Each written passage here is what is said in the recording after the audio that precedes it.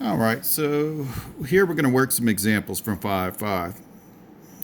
Your book has a theorem that says if a function f is continuous on the interval from a to b, then f is integrable on ab, and the net signed area between the graph of f and the interval ab is given by this: the integral from a to b of f of x dx. So they're calling it the net signed area, or that's how you can find the net signed area.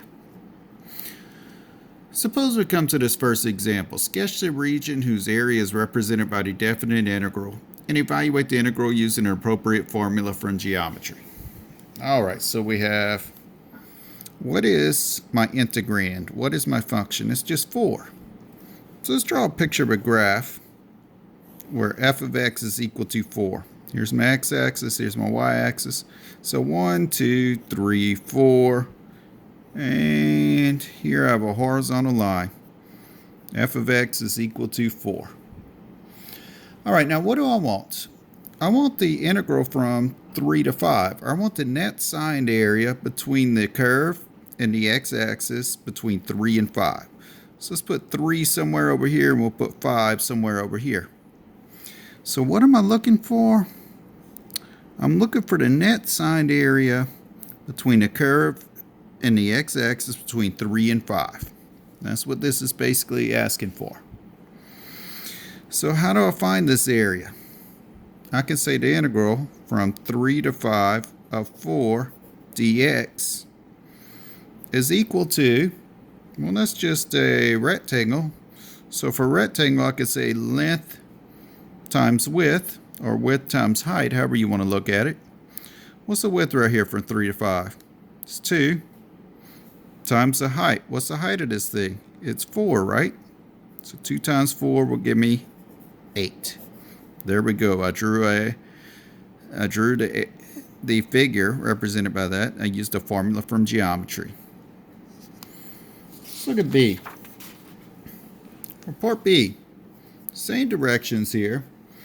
And we want to take the integral from negative 2 to 4 3 x plus 6 dx. So we want to sketch this region and we want to find the area using a formula for geometry. So let's sketch this function. F of x is 3 x plus 6. Let's see what that's going to look like. Here's an x-axis. Here's a y-axis. Now this time I'm going from negative 2 to 4. So maybe I'll say, okay, here's negative 2.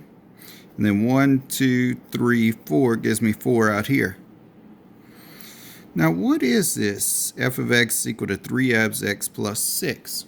That's a linear function, so it makes a line. Where is my function value at negative 2?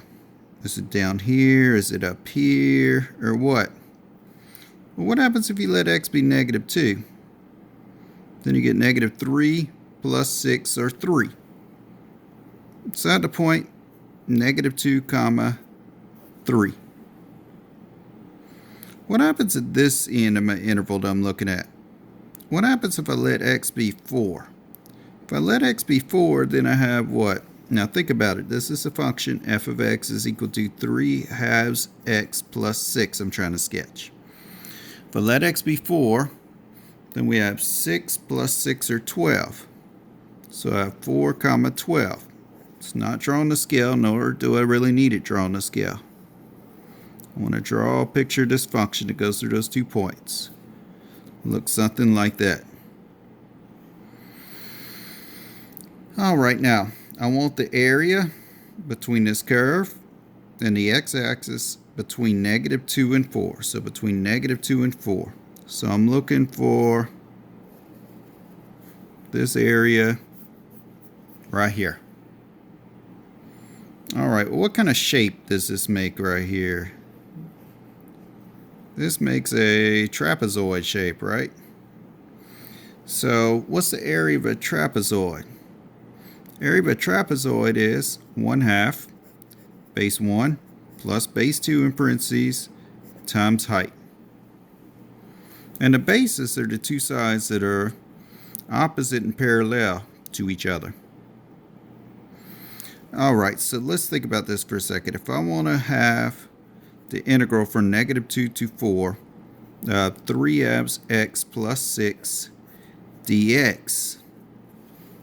I'm going to want to use this formula right here. So I'm going to have 1/2 times base 1 plus base 2 times height. Well, what is this base length right here?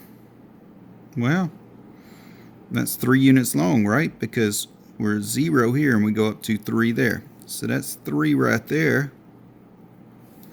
What is the height right here? What is this base length? That is 12 units there.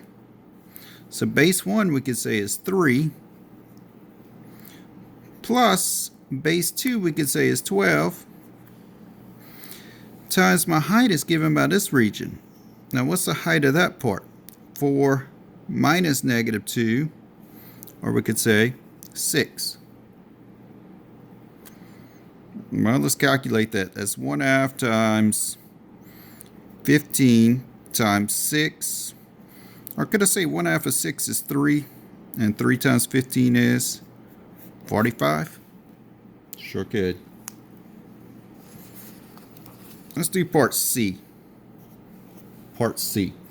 Part C, we're going to have the integral from 0 to 2, square root of 4 minus x squared dx. Oh, what does that function look like? F of x is equal to square root of 4 minus x squared. Well, let me ask you this.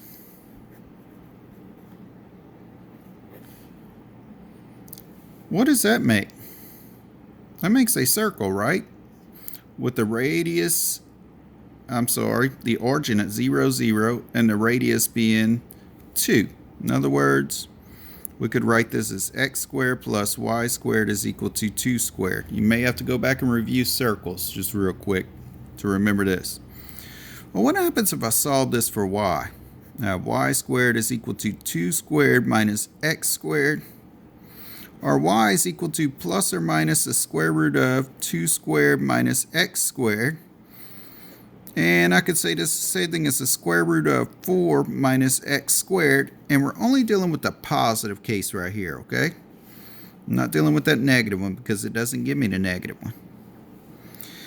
So what is this?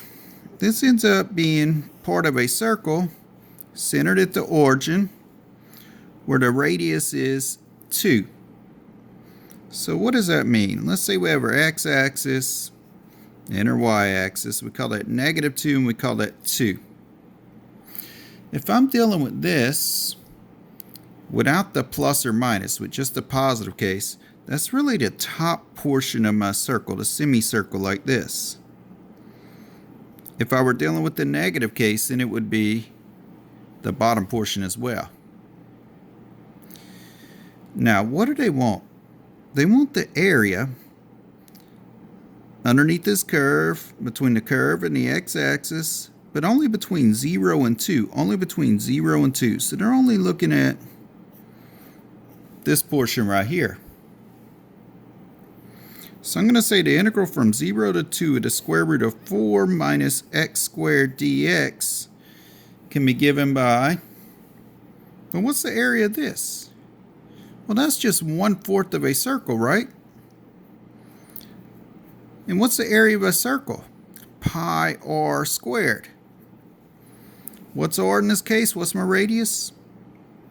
2. So 1/4 pi r squared. Why 1/4? Because we're only looking at 1/4 of a circle. Well, that'll give me 4, right? 4 times a fourth is 1. So 1 pi is just pi. Another way you could do this is you could graph this in your calculator and you'll see what you get.